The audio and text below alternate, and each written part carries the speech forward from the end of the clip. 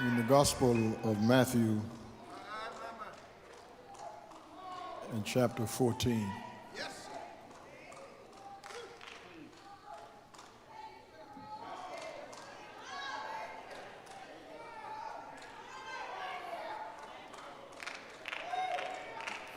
Come on, y'all, cut it out now. Matthew chapter 14.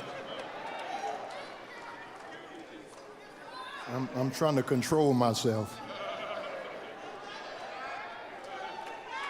because I've got so much to be thankful for. I should have been dead, sleeping in my grave. But God kept me alive, and I'm grateful. Matthew at chapter 14, commencing in verse 13 through verse number 21. Now when Jesus heard this, he withdrew from there in a boat to a deserted place by himself. But when the crowds heard it, they followed him on foot from the towns. When he went ashore, he saw a great crowd, and he had compassion for them and cured their sick. When it was evening, the disciples came to him and said, "This is a deserted place, and the hour is now late. Send the crowds away so that they may go into the villages and buy food for themselves." Jesus said to them, "They need not go away. You give them something to eat." They replied, "We have nothing here but 5 loaves and 2 fish. And he said, "Bring them here to me." Then he ordered the crowds to sit down on the grass. Taking the 5 loaves and the 2 fish, he looked up to heaven and blessed and broke the loaves and gave them to the disciples, and the disciples gave them to the crowds. And all ate and were filled. And they took up what was left over of the broken pieces, 12 baskets full. Verse 21 reads, "And those who ate were about 5,000 men, besides women and children." Thank you. You may be seated. The grass withers and the flower fades, but the word of our God shall stand forever. I want to talk again from this subject, from strong faith to stained glass. We are in bay window number 3 to my left over here. The first window was purchased by Lilly Grove. The second window by the ushers and the greeters. Window number 3, the large window in the middle, was purchased by Anthony Allen. Window number 4 by James and Lois Owens and Elmer Rogers. Number 5, the bottom window, the last window, at the top, was by Van and Dorothy Mayberry family. At the bottom, the Old Testament windows, the first one, number 6, was purchased by Irvin and Marcia Johnston and family. Deacon Family Ministry, number 7, purchased the 7th window. And the 8th window, the last of the Old Testament windows, was purchased by Verissa Renee Bishop.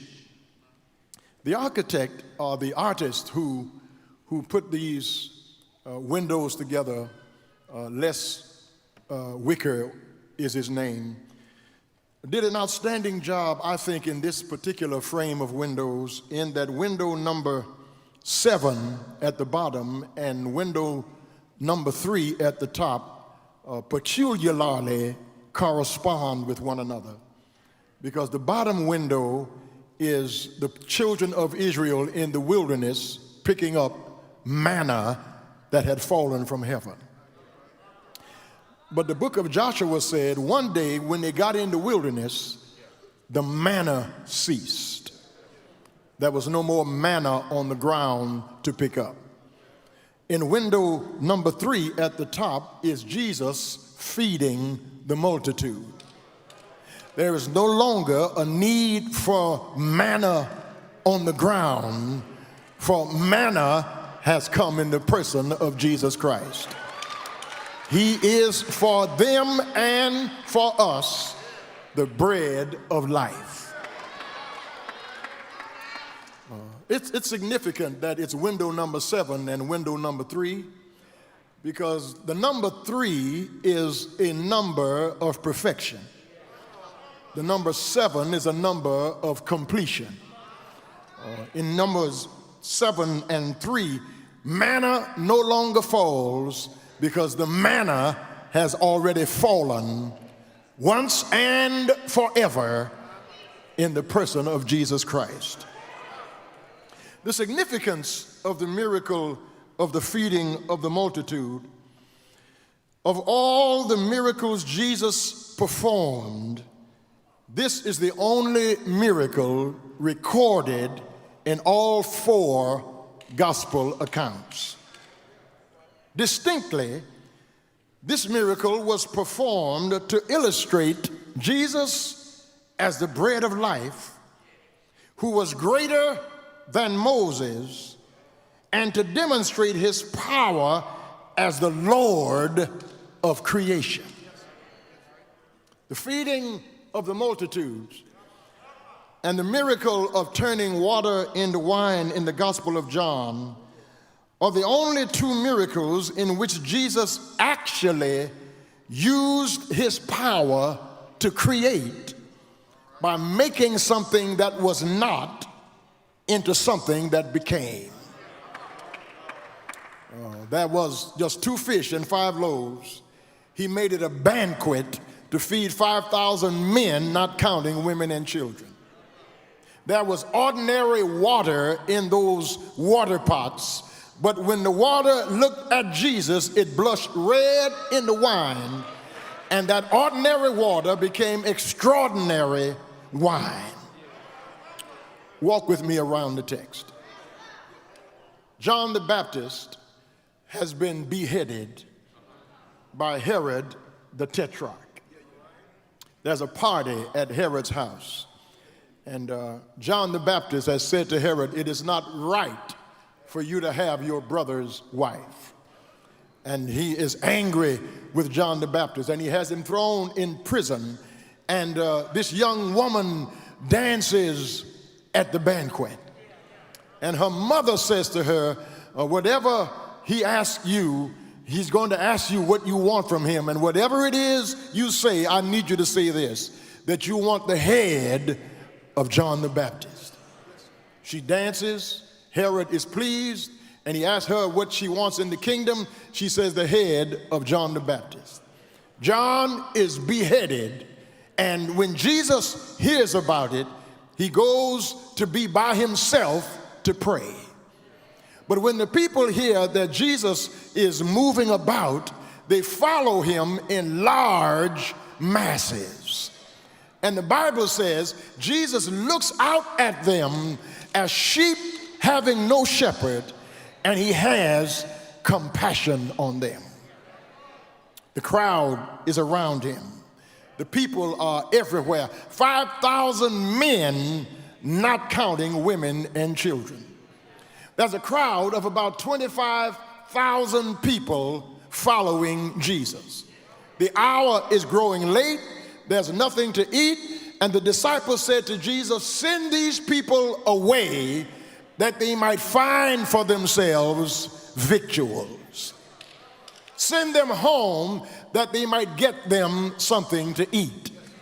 Jesus said, "They don't need to go home. You feed them." And brothers and sisters, hear me this morning. Jesus is still saying the same word to the church this morning. We do not need to outsource our responsibility to the federal government. It is our responsibility to feed the hungry. See how quiet you got right there? To clothe the naked, to visit those who are in prison, to minister to those who are sick. Because when Jesus comes again, he will not ask, how large was your sanctuary? Jesus will not want to know what your tithe amount was. Jesus will raise the question, when I was hungry, did you feed me? When I was outdoors, did you take me in? And then we'll say, Lord, when did we see you hungry and outdoors? Jesus said, inasmuch as you've done it to the least of these, you've done it also unto me. They said, send him away.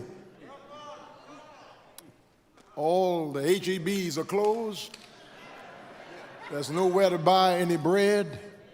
Send these people home. Jesus said, they don't need to go home. You feed them. Now he knows that they don't have anything to give that crowd. But he is about to demonstrate that he is actually the Son of God. The Gospel of John chapter 6 says that Andrew went in the crowd and found a little boy with his lunch, 2 fish and 5 barley loaves, two little sardines and 5 little barley biscuits. He had a little biscuit from McDonald's, you would say. It was just 2 little fish and 5 loaves. I suspect that his mother sent him to church that day. And I would imagine, being a little boy, his mother gave him 10 biscuits and 8 fish. But church lasted so long that by the time Jesus needed it, it was just down to 2 fish and 5 little biscuits.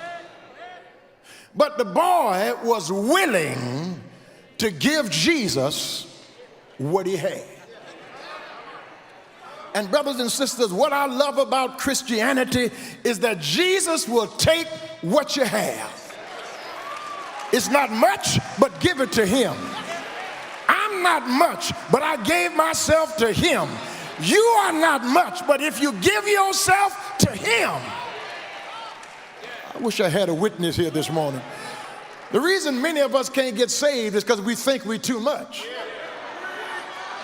But when you know you're not enough, and you will never be enough, and you will never have enough, and you meet God right here, he sends Jesus to meet you right there, and little becomes much when you place it in the master's hand. As long as it was in their hand, it was not enough. But when they put it in his hand, here is what he did.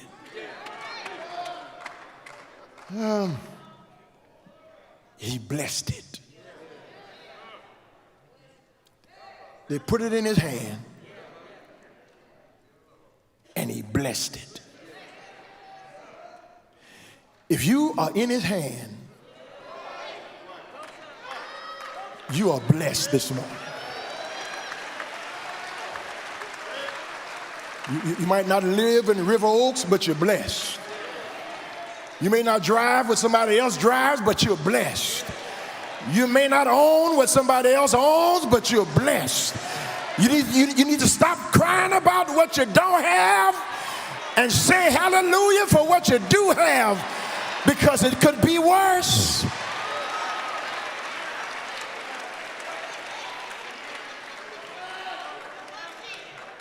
I'm running out of time. The choir took all my time. But just take a moment to think with me. And if you think with me, you'll thank with me. Just take a moment to think about how the Lord has blessed our lives. Think about the answered prayers. Think about the mountains he brought us over.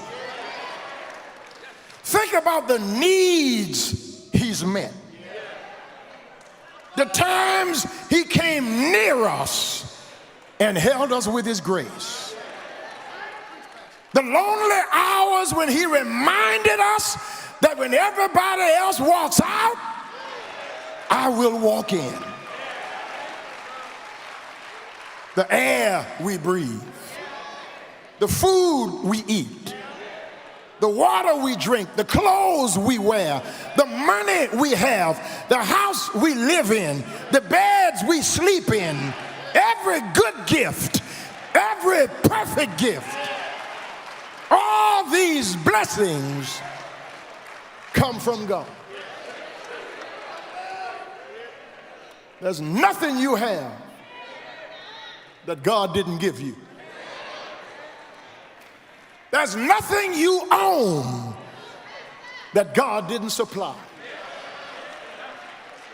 Every dime in your pocket, God gave it to you. Reverend, I get up and go to work every day. Who gives you strength to go to work every day? God gives you strength to make wealth. Have I got a witness here? Reverend, nobody taking care of me. I'm living by myself and I'm doing well. I don't tithe and I'm still doing well. Well, if you're doing well and you're not tithing, think of how well you could do if you did. Thank God he opens windows of heaven and pours out blessings that you don't even have room enough to receive. And he lets his sun shine on the just and the unjust. He's good to no good people, and he's good to righteous people. Everybody in here is blessed. Blessed. Blessed. Blessed. Blessed. You are blessed. He put it in his hands and he blessed it. But now, while it's in his hand, not only is it blessed, but it has to be broken. After he blessed the bread, he used the same hands to break it.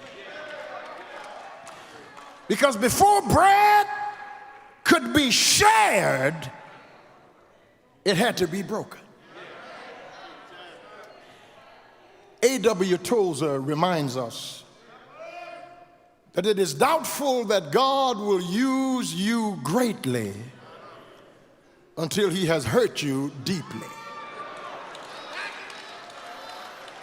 It is doubtful that God will use you greatly until he has first hurt you deeply. A period of brokenness always precedes a time of usefulness. We love God's blessings, but we shrink from his breakings. While the blessings of God are nice, the breaking of God is necessary. Brothers and sisters, I'm trying to hurry, but God is a strange teacher. In HISD, at TSU, U of H, Rice University, Princeton, Harvard, the teacher teaches the lesson and then administers the test. But God sends the test and then he teaches the lesson. Because the reason for the test is to teach the lesson of total and absolute dependence on God. He sent Daniel in a lion's den to test him.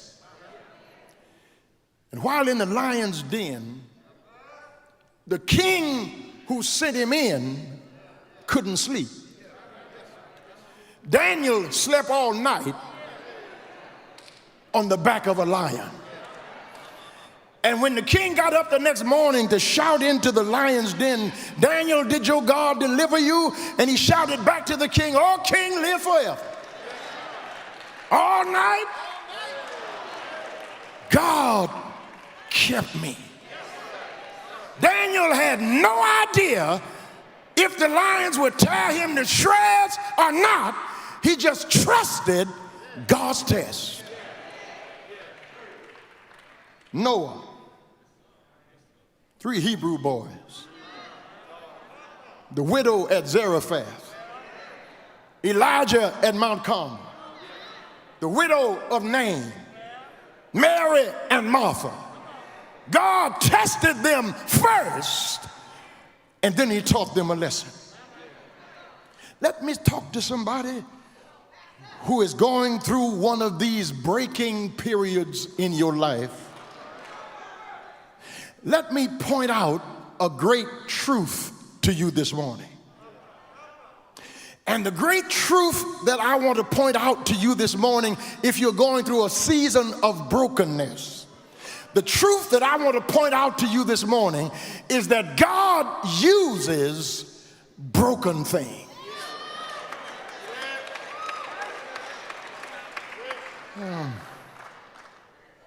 It takes broken soil to produce a crop. It takes broken clouds to produce rain. It takes broken grain to produce bread. It takes broken bread to produce strength. It is the broken alabaster box that lets out perfume. God couldn't use Jacob until he broke his hip and changed him from Jacob to Israel. Somebody ought to help me preach it. Brothers and sisters, might I add an addendum to the previous minutes? Did you notice where the bread was while it was being broken?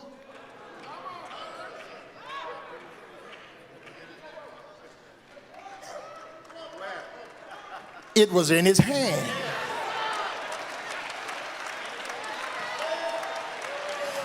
I don't want nobody preaching to me who has not been broken. You can't sing with power like these young folks sang a moment ago until you've been broken. You can't witness with authority until you've been broken. I need somebody here. Your heart has been broken. Your dreams have been broken. Your hopes and aspirations have been broken. But God can still use broken things.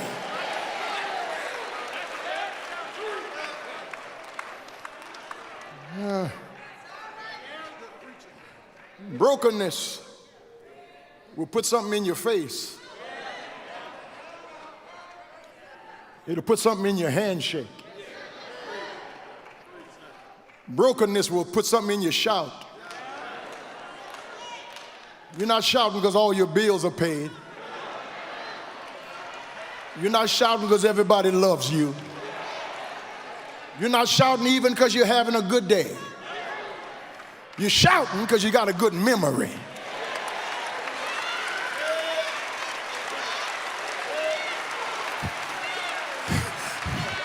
I remember when God brought me through. I remember when God made a way. I remember when God answered a prayer. I remember when God took my feet out of the miry clay.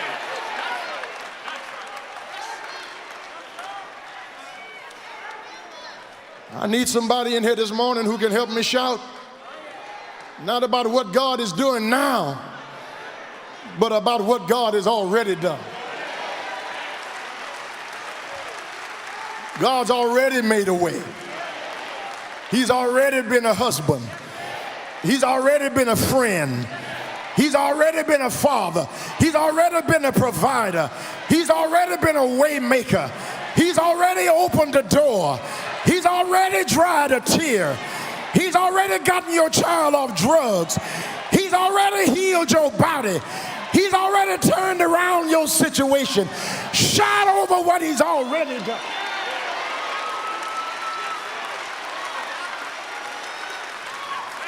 And then I need another little section in here who can help me shout about this. If he doesn't do anything else,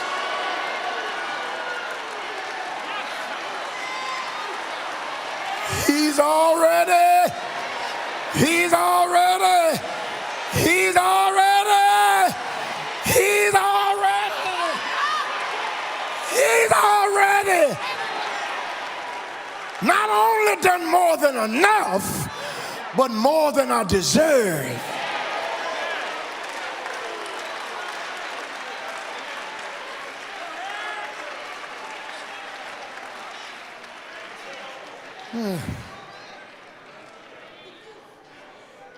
In the Gospel of John, Jesus said, I am the true vine. I wish I had a Bible reader. And my Father is the husbandman. I am the vine, and my Father is the vine dresser. Every branch that's bearing fruit, he prunes it, he cuts it, he bruises it, he slices it, that it might bear more fruit. And if the Lord is pruning you this morning, thank God the knife is in his hand.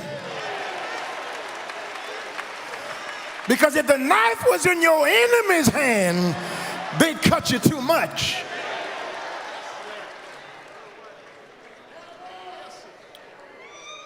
He knows right where to strike. Let me back up a minute, because I'm getting happy and I'm finna forget something. An expert jeweler, an expert diamond jeweler knows where to strike that diamond in the exact spot to make it brilliant. And if he strikes it wrong, it will shatter. God is an expert jeweler, and he knows where to hit you in the right spot to make you shine. And you are shining this morning because God hit you in the right spot. It was the place you needed to be struck to make you shine.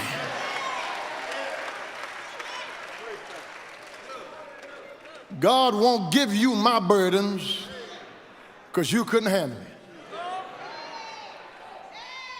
God is not going to give you somebody else's stress because it won't develop you. Because he's not trying to destroy you, he's trying to develop you. He's not trying to hurt you, he's trying to heal you. He's not trying to bruise you, he's trying to bless you. Because here is the conclusion of the whole matter. After he blessed it, after he broke it, he broadened it.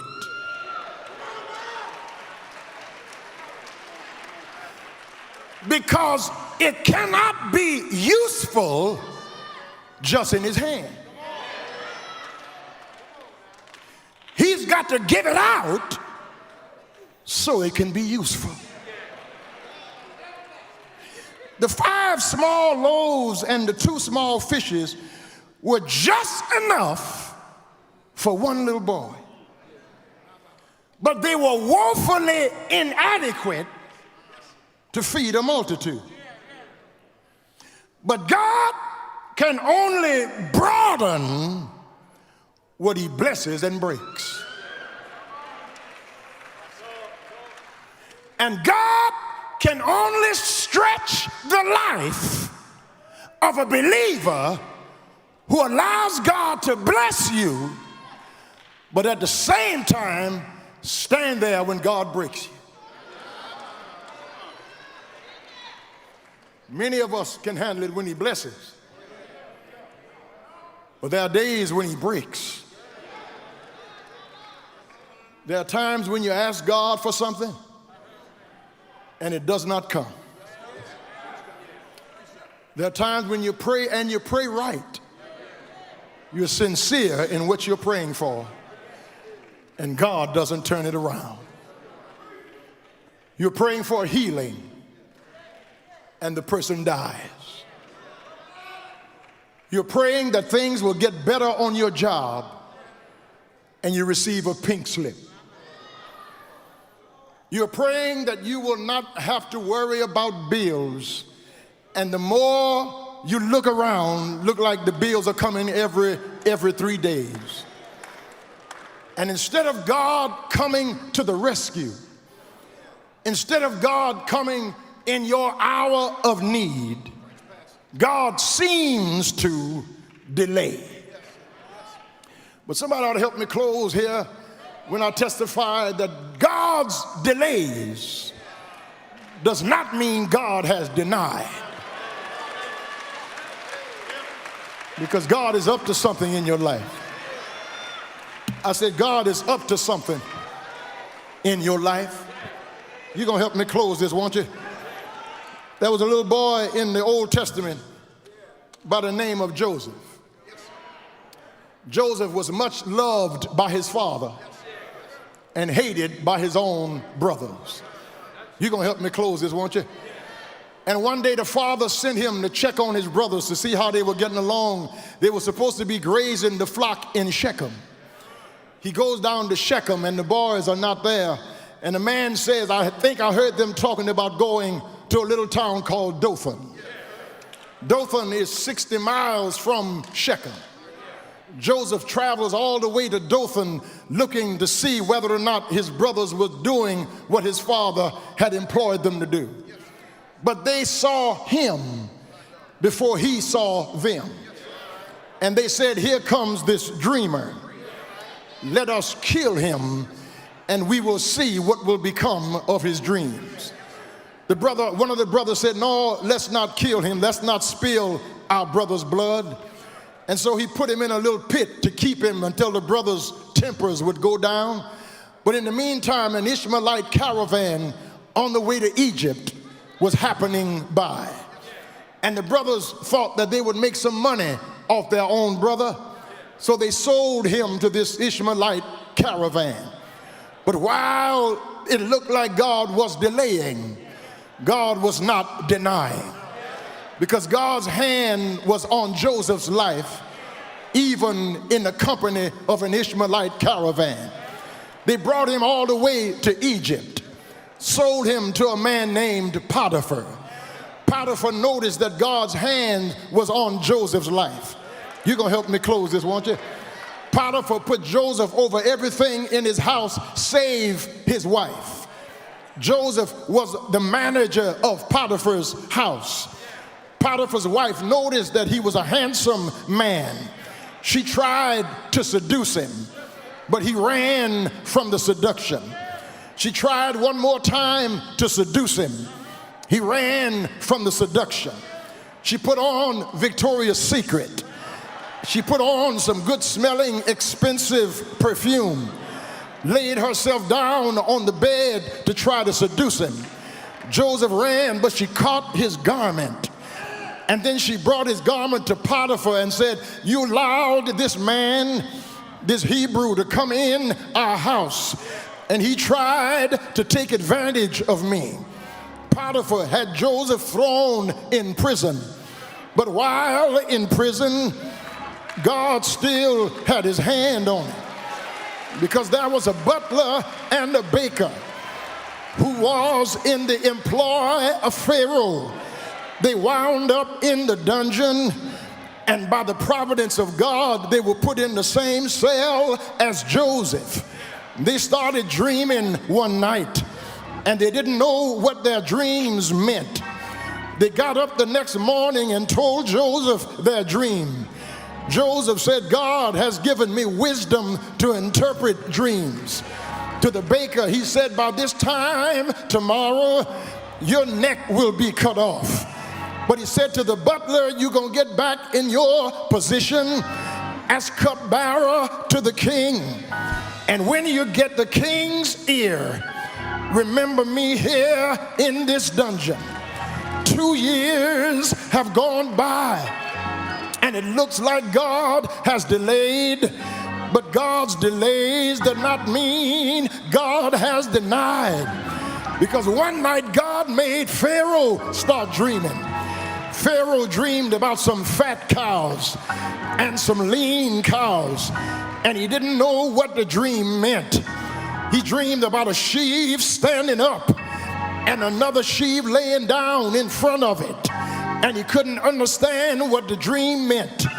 He called all his soothsayers and all of his magicians and astrologers and said, anybody who can interpret this dream, I will give him second chariot in the kingdom.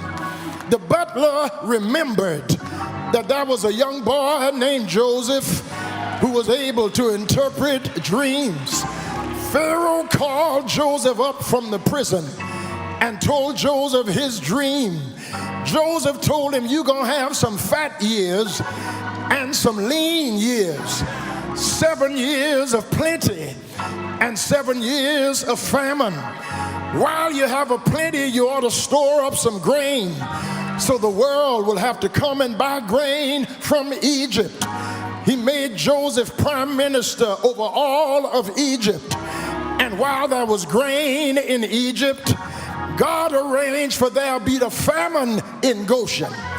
Joseph's brothers had to go to Egypt to buy some grain.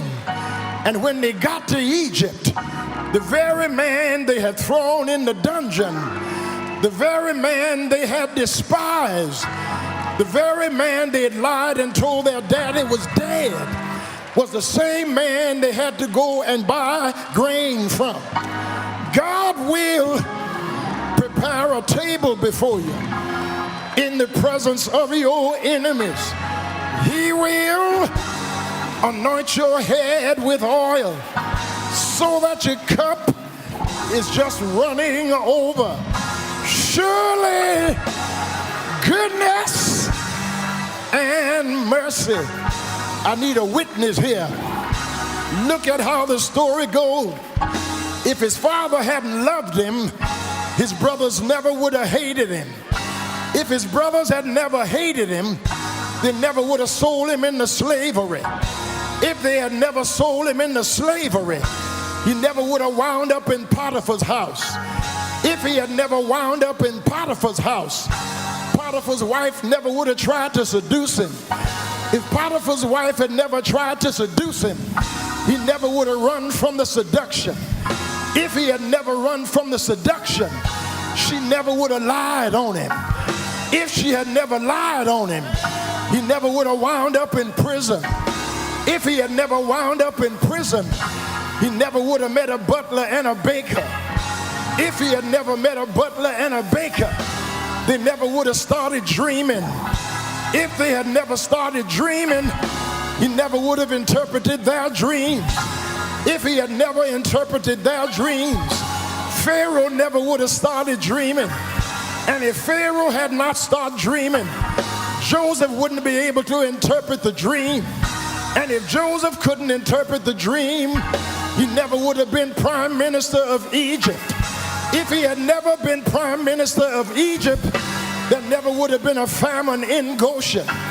If there had never been a famine in Goshen, His brothers never would have had to go to Egypt to buy grain. If his brothers had never gone to Egypt to buy grain, Joseph never would have had a chance to tell them, you meant this, you meant it. Yeah.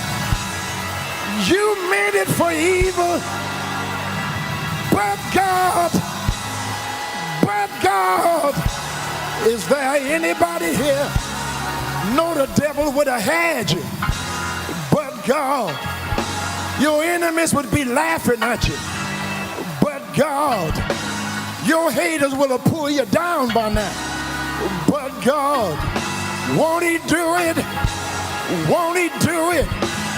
Won't he turn it around? Won't he make a way? Won't he give you a blessing? Won't he shine his light on you? Is there anybody here? No, God can do it.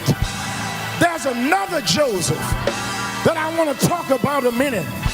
He was not in a dungeon, but this Joseph was hated. His name was not Joseph. His name was Jesus. They marched him up Calvary's hill. He died for your sins and mine.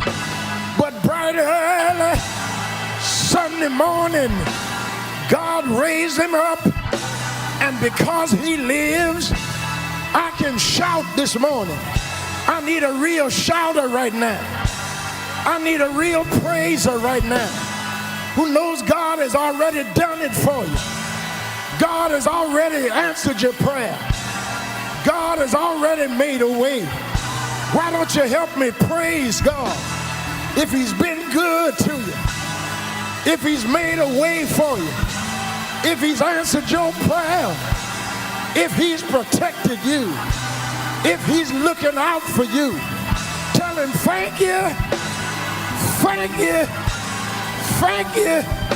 I need a grateful witness. Thank you. I need a happy believer. Thank you. Why should I feel discouraged? Why should the shadows come? Why should my heart be lonely and long for heaven and home when Jesus is my portion, my constant friend is he. His eye is on the sparrow, and I know he watches me. I sing because I'm happy. I sing because I'm free. Why don't you shake somebody's hand? Tell them I sing because I'm happy. I sing because I'm free. His eye, his eye, his eye, his eye. I know he's all right.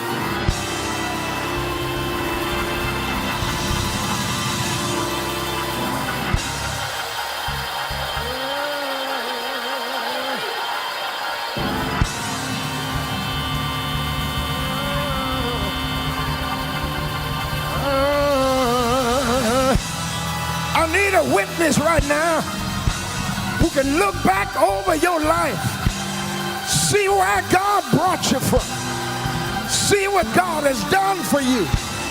If you're glad this morning, if you're happy this morning, if you're happy and you know it, if you're happy and you know it, if you're happy and you know it, wave your hand.